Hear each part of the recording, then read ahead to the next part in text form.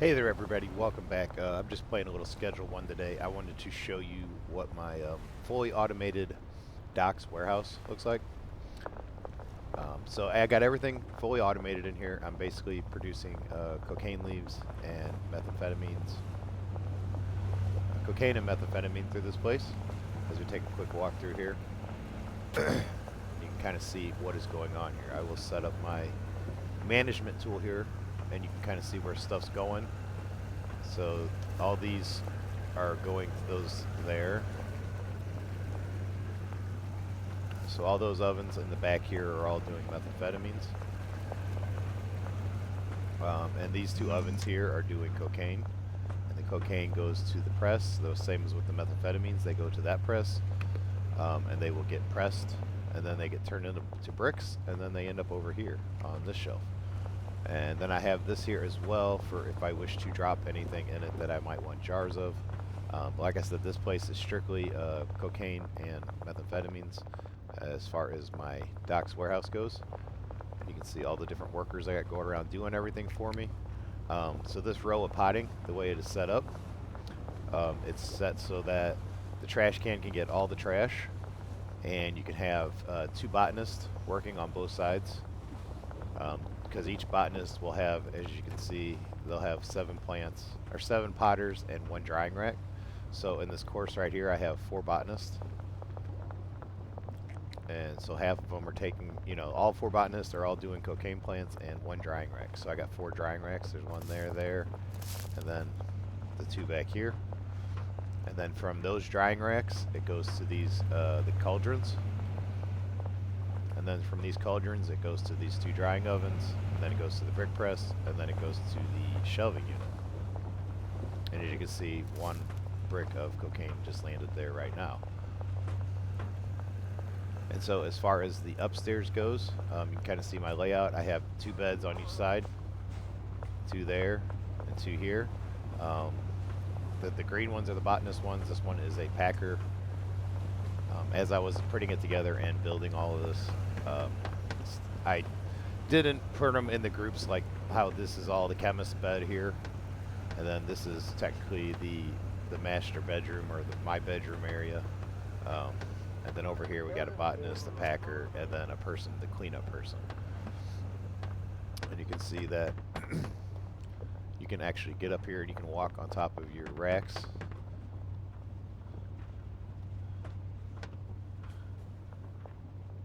I actually have not tried to build up here, but you probably can't. But that is how I have my docks warehouse set up. Obviously I have room for some more. I do not think I can add any more workers, so if I do anything more, I have to manually go and do it. And even now I have to step in and manually do stuff, like as you see in that back oven back here. Like when the nighttime hits and the workers stop, I usually have some excess meth to be cooked, so sometimes I'll spread that out and cook it and then have it all prepped up and ready to go. The same thing with the cocaine, because I got 3 cauldrons pumping out cocaine and only 2 dryers going. So the cocaine leaves that tend to catch up on me. And the only vehicle I own is the van right now, just because of the massive amount of storage. As you can see, that's my storage, and I just recently had gotten around to filling up all my dealers with stuff or giving them a bunch of stuff. So, and this just happens to be what I have in my storage. As far as making the different mixtures with the mixing tables and the weed, I have not used that part of the game. I just produce Granddaddy Purple and Green Crack, and then just have it being pressed into bricks and sell that way. And then I've been focusing more my attention on getting the premium meth and the cocaine, the heavenly cocaine. And I tend to acquire sodas, if not seen it in the game. My weapon of choice is the bat. And then if you take it up here and you hit it right there on the ATMs, it'll give you money. And you come over here to the cuck machine. And if you just hit the machine, like towards the buttons and stuff, after you hit it up a couple times, it'll give you one can of soda. And then if you hit the money slot, it'll give you money. Let's see if I can find one here real quick. Apparently the cop car just glitched through the wall there. I do own all the businesses. I own the car wash here, the laundromat, the post office, taco ticklers, so I can launder money, you know, pretty effectively. Okay, for example, here's a good ATM. So I meet my deposit, so like I would deposit 10,000 or whatever, and then after I'm done with my deposit, then you just boop. She gives you money. Same thing with the soda machine. If you just give it a couple love taps, it'll give you a free can of soda, and then you go ahead and just give it a good old smack, and it'll give you the money in it. So that is a quick way that I've not seen too many people talk about where you can earn extra money throughout the night. I will take you down here to my barn.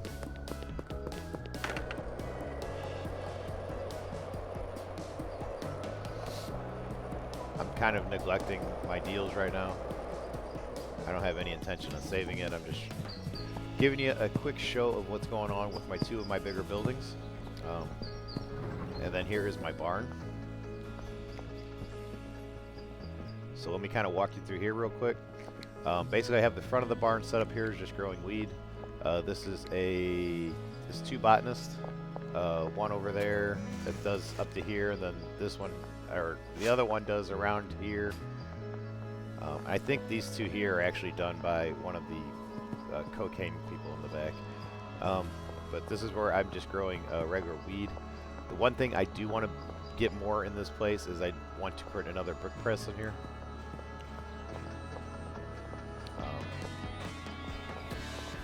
Just trying to show you around a little bit. Over here I have there's two different botanists working on cocaine. I should have done the same pattern that I did in the docks warehouse, but this was before I realized I could do that pattern with a trash can, and it would make it a lot easier. I have a bunch of beds over here in the corner. I got one for me to sleep in, and then one for each one of the workers. So 3 of the botanists and 1 of the chemists. Out here, I have obviously a chemist. He is making methamphetamines. These 2 tables are putting it into this oven, and then I kept having a problem with stuff getting mixed together. So then I just made it so that the one cauldron I have produces cocaine, and it goes to this one oven. And then over here, this cauldron, the chemist can't keep up with it over time, so I have to come and manually make the cocaine.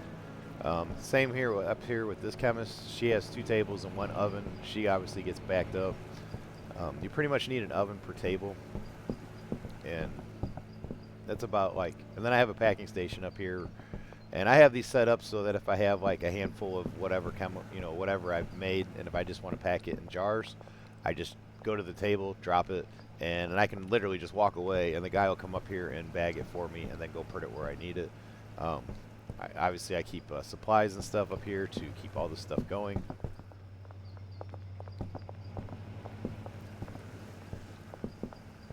And then like some of my finished production after everything hits the brick press and comes here, then it'll get put on this rack.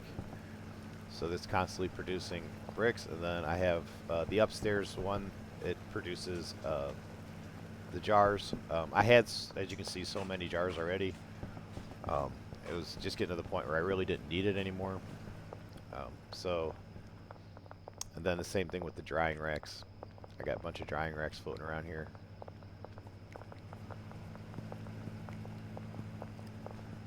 But yeah, that is the warehouse and the barn, and how I have things set up in production, and pretty much everything's automated. I really don't have to do a whole lot besides bring in supplies. So like every time I need more jars, fertilizer, anything like that. Like for example here, I'm out of fertilizer. So that is like part of my daily task, is I have to constantly keep going and getting more fertilizer and more seeds and soil, gas. And I can only imagine if you were doing like the mixes to where you're having all of this, and then it goes to a mixing table, and then to another mixing table, another, and another, and another, so that you can get, you know, $100 per one of these. You can collect that $100. I could, you know, I don't really see why I needed to do that. I tried to do it in more of a way where I wanted to produce the higher end stuff and that were worth more money. I mean, I should have got to the point now where I could have probably just said, you know what, I don't even worry about the weed. Um, it's not even, you know, that big of a deal. I mean, yeah, these people are doing enough to make their money's worth or whatever on it, and just during the course of the night, as I'm going around and doing my deals, I will go around and hit up every single person I know and uh, do deals with them. So basically, I spend my whole time just traveling around, going through the city, doing my sign deals and doing deals with people that I haven't got any deals with.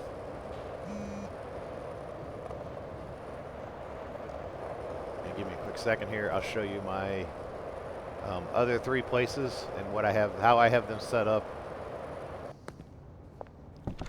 Okay, so this is the motel room. Basically, this is for if I'm doing it. This is how this is set up. There is no automation here. This is just simply for my storage and just having stuff in another place. Like as you can see, I got storage here. And then if I want to grow stuff and then jar it, I can make additional jars. Which while I'm here, I'm just going to drop this off. And give me this. Okay, and then so we're just going to leave that. So like I said, there's really no automation there.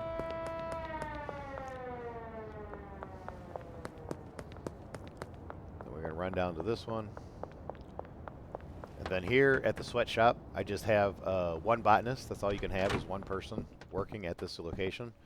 And basically they're just taking care of all the plants down there except for this one and this one. I did have this to where I was doing it before I started hiring people. And I had all, you know, it's too close to have the watering containers and stuff. So having just one botanist in here growing works. The only thing I can do though is I have her take everything to this drying rack, so everything's kind of backed up on this drying rack. And then it comes to this storage shelf here is where she's supposed to drop it off, or he's supposed to drop it off. And then basically it's all set here and ready to be jarred, and then I just have to come here and jar it.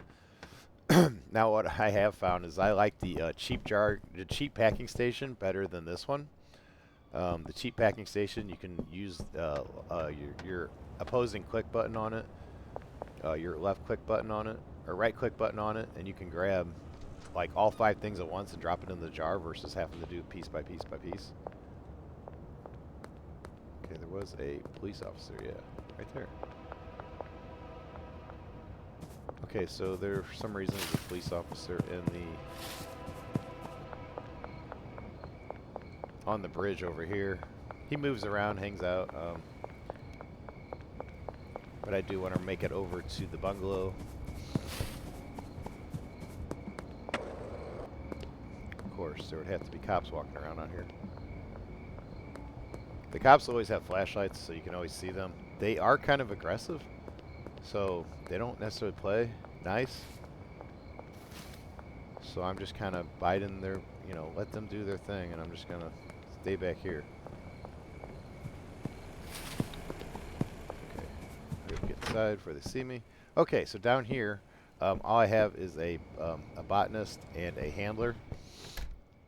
This botanist here, she's doing all of these growing tower racks except for the one in the middle and those 2 tents. I control those, so really I just grew it and it just sits there unless I absolutely need it, in which you've seen I have such a stock and supply that I don't really ever need it. Over here I just got some more stuff that's being supplied. All the weed that is grown in this building just basically goes into the drying racks, and then once it's done with the drying racks it goes into the press, and then from the press it comes to here.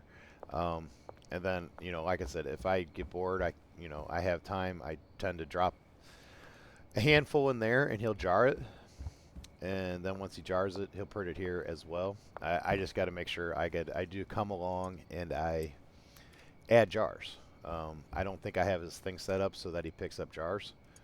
Right?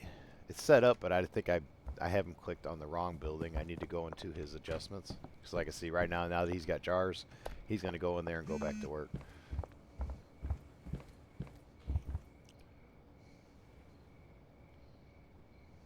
And so then just to give you an idea, when I go into my dealers here, you can see what kind of inventory my dealers have. And now this is after a full day that they've already just went out and sold. And you know that I've been showing you all my buildings in my rounds. And you can see, you know, they're making about $3,000 a day. And you can see all of how much ingredients that they carry on her. She made 4,500. Molly, she made 5,500. And like I said, you can see what I have on them as far as their inventory goes. And then this guy, he made about 8,000. So he did really, really good. So, and that's just a day's income of each one of those dealers. So 3, 6, 10, 15, 22, 23, so about $25,000 after you add up all the remainders. Just giving a quick ballpark here. So about 25,000 is what all my dealers made me today, without me having to do anything as far as money goes. But you know, you spend money in this game as fast as you make it, so it is what it is, right? But that is all my buildings and how I have everything set up right now. And even like this mixing station, I really am not using it for nothing. It's just wasting space.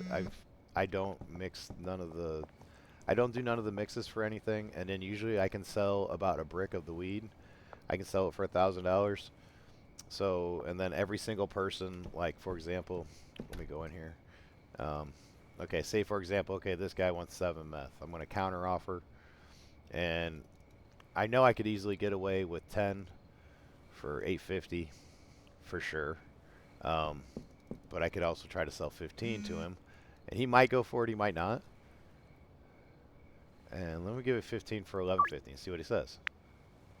Let's see. Then he says, what time do I want to meet? I usually do all my meetings late night, so you get the curfew bonus. Or unless, the only time I don't is if you're in the nighttime cycle and you do your deals, set them up for morning, and then deliver everything late night. You'll get a curfew bonus, and you'll get an early bonus delivery if everything's set to early morning. So, you know, in this case, if I set this one to morning, and then I go get him right now and I go sell it to him right now, I'll get a curfew bonus and an early bonus delivery on top of the 15 or 11.50. So those are some quick ways to make a lot of extra money really quick. For example, here, if I was to, you know, do this one, I'm obviously not going to be doing these right now or saving them. I'm just showing you examples of what I do, and what's been working for me. So say I'm going to do $1,000. I could probably do even more than that, but. And there, I just upsold him 8 on top of the 12 he wanted for $1,000. You know, it works out pretty good. It's just like every single person you see throughout your night, you're getting, you know, 8 to 1,000 or more. And I haven't even got to the point where I'm selling a lot of the cocaine. Now the meth I will sell a lot of, but the cocaine I'm not yet. I sell only a little bit here and there. But like I was saying though, so those are just the quick ways and things that I know of how to make money in the game pretty quick. So little tips and tricks. A lot of this comes down to your management here screen when you got your clipboard out and setting your people to do things. Like for example, you know, he's just set for packing stuff and she's only set on so many potters and the drying rack. And just having them assigned to the right stuff and having them using the right things. See, like even this guy, he just come up out of nowhere. So, but the thing you can do now, oh shoot, he disappeared on me. Like, okay, let me try to do one more thing here, show you example of how I like to make extra money. So okay, say I'm gonna talk to Dean here. You want to buy something? Sure. And see, he's not on my normal scheduled list of people to see tonight.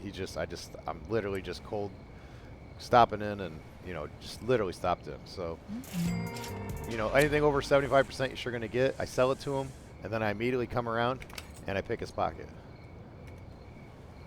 And so the whole point of this is to get back. You see, I didn't even sell him any meth. Uh-oh. But you have to be ready, because if you miss, he will fight you. But in this case, I got my money, and I got the meth, and if I would have been better on my clicks, I could have got the rest of his stuff. And so usually by the time I get done on a full day after I do everything, I have, you know, a whole bunch of people knocked out across the town because I mess this up every time. Like, for example, let's try it again. Okay, I try to get on the side, so this case it didn't work. Alright, so I can't really get behind him to pick his pocket, so I just gotta wait till he goes to go inside and hit him as soon as he turns around. What? Alright, so there, okay, now I got it to where I can pick his pocket. Alright, so I got all my weed back, and I took the rest of the money he had on him.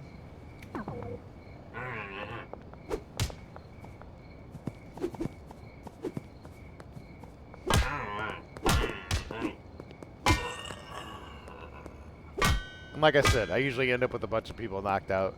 If I get all their money and drugs off them, and I do happen to click right every time, then I will not I will not beat them up. But I'm usually not that good at it.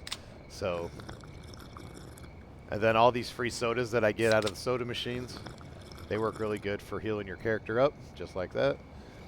And yeah, that is pretty much the tips and tricks and stuff that I've seen when I'm playing and been doing stuff that I don't, you know, just kind of following that same pattern and run your whole night out, set up all your deals to where they're like how I explained, to get the most money out of them, then just run through and just, you know, start building. And like I said, I could have probably set up some of these other places better for sure. This place I did have it multi-purposed for different things. Like this was always a weed room here. Um, but back here, I was when I first started making the meth and the poorer versions of it and whatnot. As I got better, that was coming through. I was doing it out of here, and I was having to personally do it. You can only have so many workers, so I was kind of limited on that. And yeah, I mean that's kind of where I'm at. I think I can have one more here. I'm not 100% sure. The sweatshop, you're only allowed one worker. And I think I am full on workers at the barn as well. So again, I want to thank everybody that's been watching. Hopefully some of the tips and tricks and stuff I just showed you will help you, and just showing you how I have some of my buildings and stuff set up. Obviously, I don't have everything totally perfect out and set, you know, so that's super great. Like, these aren't the best lights or nothing. These were the lights from the very, very beginning when you start the game and you got the RV. And before you leave the RV for the first time, when you go on your own, take everything, this rack set and these lights, and not those potters, but I took them all down and took it with me. And then when the RV blew up, I had all this stuff in my inventory, and then I was able to start the game with having some extra stuff. So those are just some tips and tricks and stuff that I've known on the game so far. Thanks again for the likes and subscriptions. If you want to see more stuff like this, feel free to let me know. I was playing the game on my channel, but it was kind of more in my early days and learning about the game and doing stuff. I think I've got over like 80, 90 plus hours right now, easy. So, and like I said, that's just the things I've been doing. I haven't set up all the mixing tables and stuff because you're only allowed X amount of workers, and you only got they got X amount of spots for stuff they could work that could do. So even if you had like one person going through a whole row of mixing tables, so for example, say like the weed, it grows, it dries, then it would go to the mixing station, it would get mixed with one, and then from that one it would go to another mixing station, and then to another mixing station, and then to another mixing station, and then as soon as it's done there, you know, you go to press it into a brick, or you take it to a packing station like that back there, and you have it jarred. Or bags, if you're still on bags.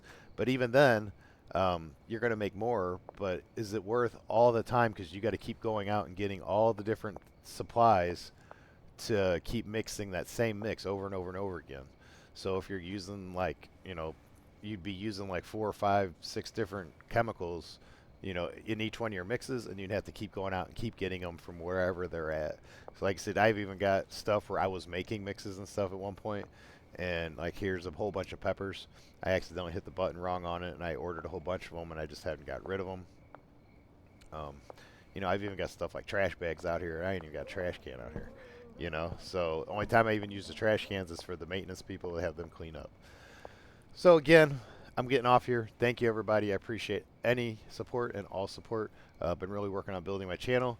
I'm happy to share more, or if anyone's got any other ideas of stuff I haven't done, or that you know, there's probably stuff I just have not chose to do yet. Um, so I mean, that's just the quick ways I know I'm making money, and I've been actually, as you can see at the bottom, pretty profitable. I think my whole network is a little over $300,000 right now. Um, so yeah, that's where I'm at. So thanks again. Have a good one, and I'll catch you on the next one.